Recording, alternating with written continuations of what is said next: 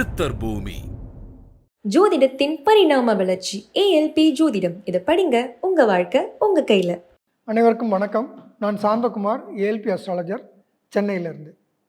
நிறைய பேருக்கு ஜோதிடம்ன்றது ஒரு அறிவியலா, ஆன்மீகமா, இல்லை இரண்டும் கலந்ததா இப்படின்னு ஒரு கேள்வி இருக்குது. இது எனக்கும் நிறைய நேரத்தில் இந்த கேள்வி இருந்துகிட்டே இருந்தது.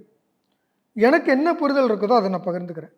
இதை நான் அறிவாக தான் பகிர்ந்துக்கிறேன், என்னுடைய அனுபவங்களை பகிர்ந்துக்கிறேன். என்னுடைய அனுபவம் தான் உங்களுக்கும் இருக்கணும்னு நான் கட்டாயப்படுத்துகிற இடத்துல இல்லை. இதையும் நான் தெளிவாக சொல்ல விரும்புகிறேன். ஸோ மாற்று கருத்துக்கள் இருக்கலாம். இதுதான் ரைட்டுன்னு நானும் சொல்லலை, நீங்களும் சொல்லாதீங்க. ஏன்னா கருத்து சிந்தனையை தூண்டணுமே தவிர அது மோதலுக்கு இல்லை. வாதங்கள் பண்ணலாம், விவாதங்கள் பண்ணலாம், விதண்டாவாதத்தை கொண்டு போகக்கூடாது. கரெக்டுங்களா? இப்போது ஒரு சில உண்மைகள் பேசும்போது அது ஆணித்தரமாக அதனுடைய ஆழங்களை பார்த்து புரிஞ்சுக்கும்போது நம்ம இன்னும் ரொம்ப தெளிவுகளை கொண்டு வர முடியும். அதுக்கு ஜோதிடம் ரொம்ப பயன்படுது அப்படிங்கிறது தான் என்னுடைய கருத்து. நான் என்னுடைய அனுபவங்கள் பகிர உங்களுக்கு புரிஞ்சுக்க முடியுங்கிறதுனால இது ஒரே ஒரு வீடியோவாக போடாமல் தொடர்ந்து ஒரு 4-5 வீடியோவாக கொண்டு வரணும். ரொம்ப லெங்க்த்தியாக போனால் நிறைய பேருக்கு பிடிக்காமல் போகும், புரியாமல் போகும். அப்படிங்கிறதுனால ஒரு சீரியஸாக கொண்டு போகணும் அப்படின்னு திட்டமிட்டிருக்கோம். இந்த கேள்வி, ஜோதிடம்ன்றது அறிவியலா ஆன்மீகமா? அறிவியல்னால் நீங்கள் எதை பார்க்குறீங்க, ஆன்மீகம்னா நீங்கள் என்ன புரிஞ்சுக்கிறீங்க அப்படிங்கிறத பொறுத்து இந்த நிகழ்வு மாறும். என்னை பொறுத்தவரை அறிவியலும் தான் ஆன்மீகமும் தான்றதான் இதுக்கு பதில், என்னுடைய பதில். இது எல்லாமே என்னுடைய கருத்துக்கள், சரிங்களா? ஆனால் ஏஎல்பியில் இது எப்படி பயன்படுது, எப்படி இது ப்ராக்டிக்கலாக இருக்குது அப்படிங்கிறத என்னுடைய அனுபவங்களை உங்கள் கூட பகிர்ந்துக்கணும்னு நினைக்கிறேன். ஜோதிடம் அறிவியல்னு முதல்ல பார்ப்போம்.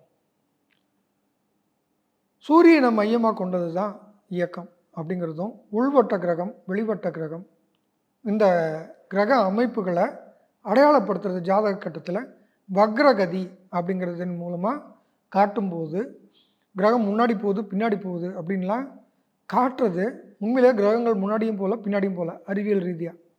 ஆனால் ஜோதிடம்னா என்னென்னா, ஒரு மனுஷன் பூமியிலிருந்து வானத்தை பார்க்கும்போது கிரகங்களுடைய நகர்வுகளை அடையாளப்படுத்துறது தான் ஜோதிட கட்டம்.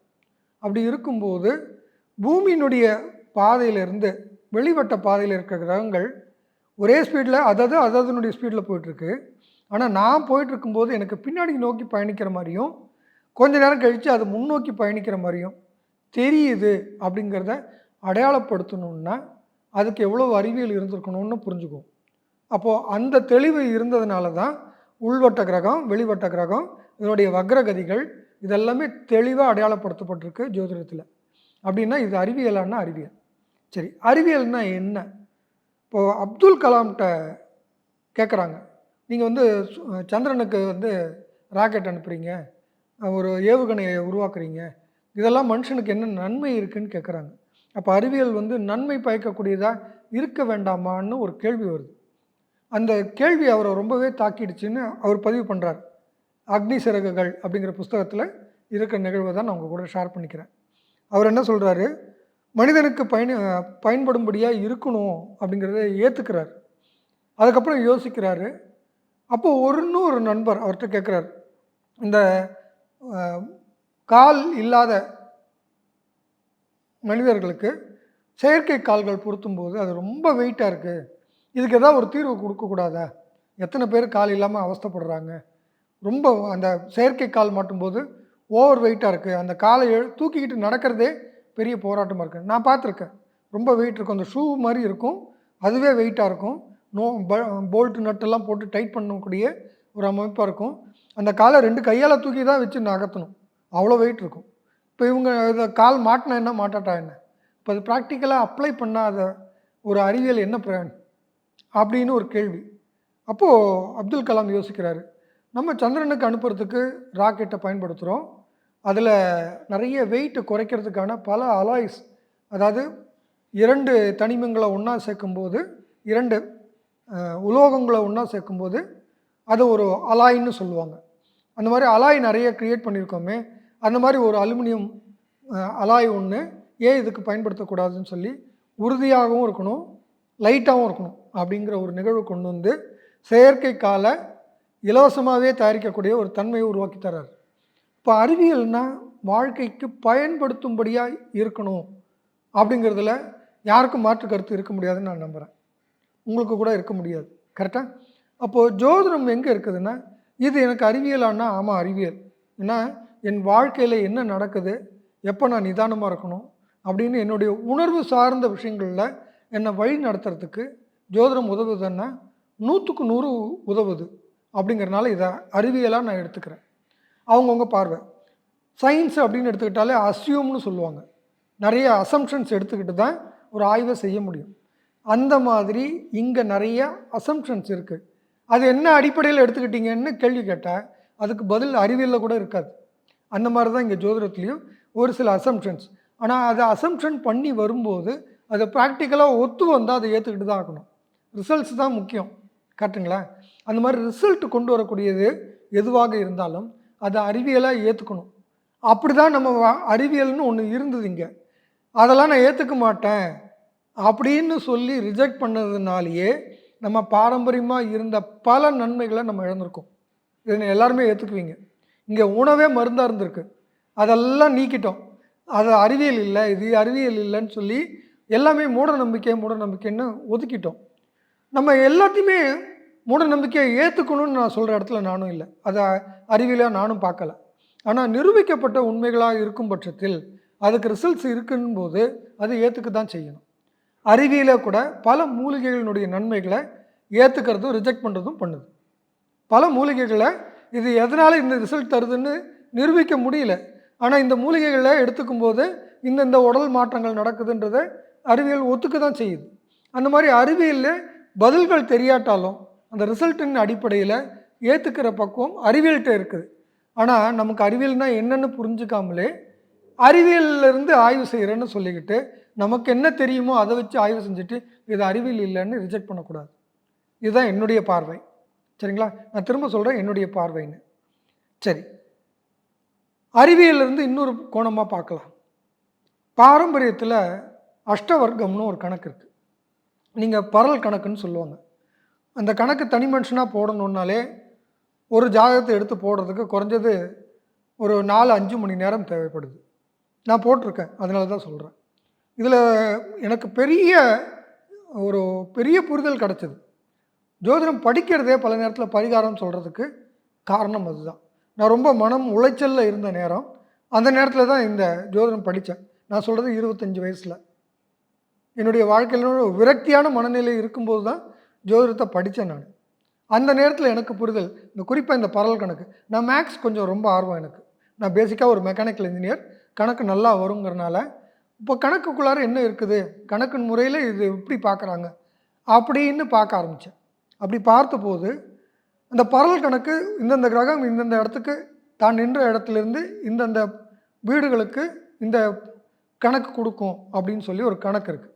இதுதான் அஷ்டவர்க்கம் அப்படின்னு சொல்லக்கூடிய கணக்கு. இதை நான் ரொம்ப விளக்கம் சொன்னால் இது மேக்ஸ் சப்ஜெக்ட் மாதிரி போயிடும். அந்த மாதிரி விளக்கம் நமக்கு இங்கே தேவையில்லை. பட் என்ன பார்த்தேன்னா ஒரு கணக்கு வந்தது.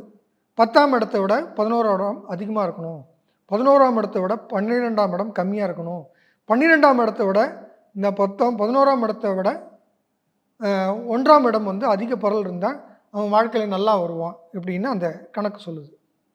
இந்த கணக்கு பார்த்தா எனக்கு என்னுடைய ஜாதகம் போட்ட போது எனக்கு வேண்டிய மாதிரி எனக்கு பிடித்த மாதிரி அங்கே அமைப்பு வரல. இப்போ நான் ஏதோ கணக்கு தப்பாக போட்டுருப்பனோ, ஒருவேளை இந்த கிரகம் இங்கே இருந்திருந்தா அந்த கிரகம் அங்கே இருந்திருந்தான்னு கொஞ்சம் மாற்றியெல்லாம் வச்சு இந்த கணக்கு போட்டு பார்த்து எப்படி கணக்கு போட்டாலும் இந்த எங்கேயாவது ஒரு இடம் கூட்டுனா இன்னொரு இடம் குறையுது. இப்போ life is all about balance. நல்லா புரிஞ்சுக்கோங்க, life is all about balance. தொழில் நல்ல வலுவாக வந்தவங்க தன்னுடைய ஆரோக்கியத்துக்கு எடுத்துருவாங்க. கரெக்டுங்களா? முயற்சி அதிகமாக பண்ணுறவங்க பாக்கியத்தெல்லாம் இழந்துருவாங்க. குழந்தை பாக்கியம் அதிகமாக வலுவானா அவங்களுடைய மகிழ்ச்சிகள் எல்லாம் குறைஞ்சிரும். ஒன்றுக்கு ஒன்று சம்மந்தம் இருக்குது. இது வந்து ஒரு சைக்கிள் வீலினுடைய அந்த ஃபோக்ஸ் மாதிரி. ஒரு பக்கம் வீங்கன்னா இன்னொரு பக்கம் நசுங்கும். எவ்வளோ அழகான புரிதல் தெரியுங்களா? அது சொல்லி கொடுத்தா கூட எனக்கு புரிஞ்சிருக்குமா எனக்கு தெரியாது. ஆனால் நான் கணக்கு போட்டு மாற்றி போட்டு பார்த்தேன். நீ என்ன மாற்றினாலும் ஒரு இடம் வீங்கினா இன்னொரு இடம் குறையும் அப்படின்னு புரியும்போது, ஆஹா இதெல்லாமே ஒரு கட்டமைப்பாக இருக்குது, எவ்வளோ அழகாக இருக்குதுன்னு ஜோதிடத்தை நான் ரசித்து புரிஞ்சுக்கிட்ட விஷயம். இதை நான் சொல்லி புரிய வைக்க முடியாதுங்க. நீங்கள் அதை அனுபவித்து பார்த்தா தான் புரியும். அதனால தான் ஜோதிடம் படிக்க சொல்கிறோம். நீங்கள் வெறுமனே வேடிக்கை பார்த்தீங்கன்னா வெளியிலேருந்து பார்க்குறதுக்கு இது வெறும் கணக்கு, இது வெறும் அறிவியல், இது வெறும் ஒரு வித்தை இப்படின்னே பார்த்துக்கிட்டு இருக்காம அதை எனக்கு எப்படி பயன்படுத்த முடியும் அப்படின்னு பார்க்கும்போது வரக்கூடிய அனுபவம் இருக்கு இல்லையா, இதை நீங்கள் லட்டு சாப்பிட்டா தான் உங்களுக்கு இனிக்கும், நான் லட்டுன்னு சொல்கிறதுனால உங்களுக்கு இனிக்காதுன்ற மாதிரியான ஒரு நிகழ்வு. அப்போ வாழ்க்கை புரிதல் எங்கேருந்து வரணும்னா அது அறிவியல் ரீதியாக ஒரு அப்ரோச் இருக்கு இல்லையா, அதை பார்க்கும்போது தான் லைஃப் இஸ் ஆல் அபவுட் பேலன்ஸ்னு புரியும். எல்லாரும் பணம் பணம்னு தேடி ஓடுறோம். அப்போ அந்த பணம் மட்டுமே நிம்மதி தருதான்னா நிம்மதி தரதில்லை. இப்போ அது அறிவியலும் அனுபவமும் வேறு வேறையாக வரும்போது it's too late for you to change things. ரொம்ப லேட் ஆகிடுது. வாழ்க்கையில் பல வருஷங்கள் கடந்து தான் ஒரு சில விஷயங்களை புரிஞ்சுக்க வேண்டியிருக்கு. ஆனால் முதல்லேருந்தே புரிய ஆரம்பிக்கும்போது, முதல்லையே புரிஞ்சிருந்தா உங்கள் வாழ்க்கையை எவ்வளோ இனிமையாக கொண்டாடி அதை மகிழ்ச்சிகரமாக வச்சுருக்க முடியும். பிரச்சனைகள் வரதான் செய்யும். அந்த பிரச்சனையை அணுகிற விதம் மாறி போயிடும். பிரச்சனையை மாற்றி வைக்கிறது ஜோதிடம் இல்லை. பிரச்சனையை எப்படி கையாளணும் அப்படின்னு சொல்லி தரத்துக்கு தான் ஜோதிடம் இருக்குது. அப்படிங்கிற ப்ராக்டிக்கல் அப்ளிகேஷனை நம்ம அண்டர்ஸ்டாண்ட் பண்ணாமல் அதை ஆய்வு செய்கிறேன்னு மேலோட்டமான ஒரு பார்வை இருக்கிறத நான் பார்க்குறேன். இன்னும் நிறைய பேசுவோம் அடுத்த ஒரு நிகழ்வில். நன்றி. ஜோதிடத்தின் பரிணாம வளர்ச்சி ALP ஜோதிடம். இதை படிங்க, உங்க வாழ்க்கை உங்க கையில. சித்தர் பூமி.